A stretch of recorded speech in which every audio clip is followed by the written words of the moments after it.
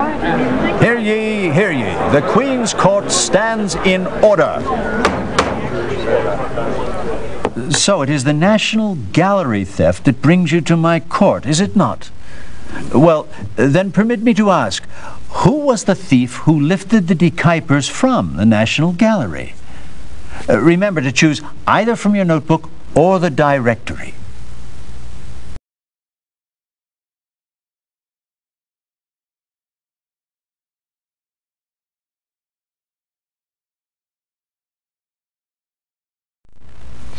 Indeed, it was the petty thief who perished in the fire. Now, who put Matthew Cole up to the foul deed?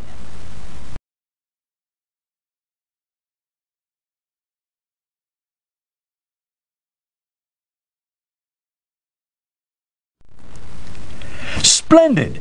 Now tell us, if you can, why the decipers were stolen.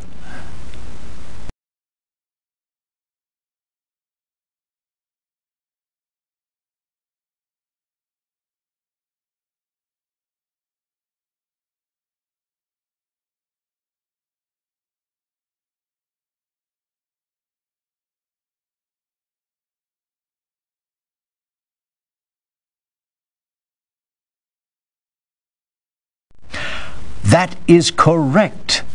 Good show. Now tell me, if you can, who killed Matthew Cole?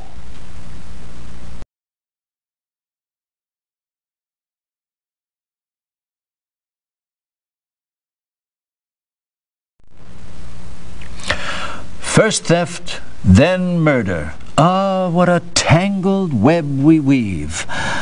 Now, please inform the court as to Pierre Donet's involvement in the case.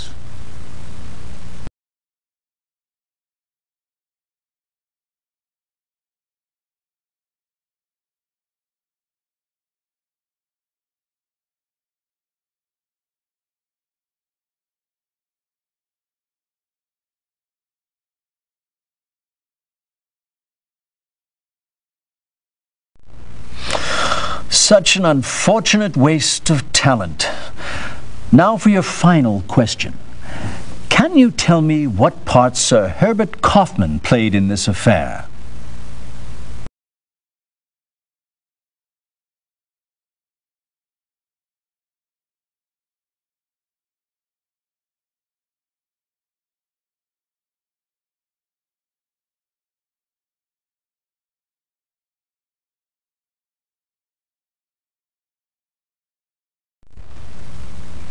Splendid! This was a tough case and you cracked it.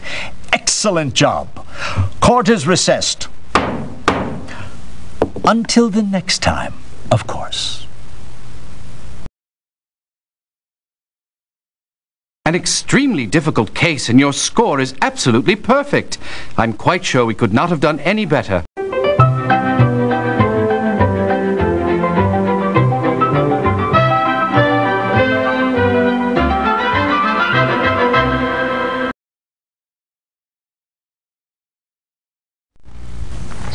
The best way to begin, Sir Simpson, is to give you a factual account of what has happened. To start with, there are no decipers. What? They're all forgeries. Forgeries done by one very talented, egotistical man, Pierre Donet. But how can you be sure? Prussian blue paint. You see, a scrap of the stolen canvas was analyzed, and it turns out that that particular paint pigment was not in use during Decipher's lifetime.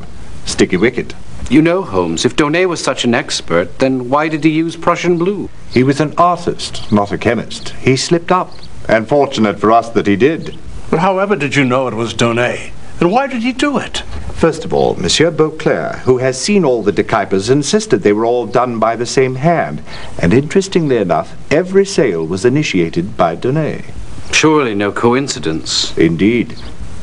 Pierre Donet is a very talented artist, but he couldn't make his living at it until he created Decipher. He wrote his biography, painted his paintings, and the art world went wild. Making Donet a very rich man in the process. What happened next must have given Donet great personal satisfaction. Brady Norris, not knowing that all the decipers were forgeries, approached Donet, the forger, and proposed that he forge 2 decipher paintings. Certainly he came to the right place. One can only imagine the willpower it must have taken for Donay to keep a straight face. Ah, but how could he pass up such an offer?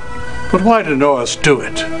He had his eye on the directorship of the National Gallery, and he was hoping that such a brilliant acquisition as the De Kuypers would put him in the forefront after your retirement. Also, he split a tidy sum with Donay right after the auction. Oh, my. So, everything went according to plan until you upset it. Me? Yes, by arranging for the De Kuyper show that would bring together all of the De Kuypers. I don't understand. You would be putting a spotlight on the two recently purchased by the gallery, and naturally the paintings would be compared. That was the last thing Norris wanted to have happen. Remember, he did not know that the other paintings were forgeries. And no discrepancies would be revealed because they were all painted by the same hand. Very astute of you, Watson. Elementary, Holmes. So Norris took part in the theft. He masterminded it. You see, he became so fearful of being found out that his only solution was to remove the evidence from view. He hired Matthew Cole, a minor thief, to help him. But how did Cole get into the museum? In a crate Norris had delivered to the museum. He locked the crate containing Cole in the storeroom and slipped the storeroom key under the door. He then left the rest up to Cole.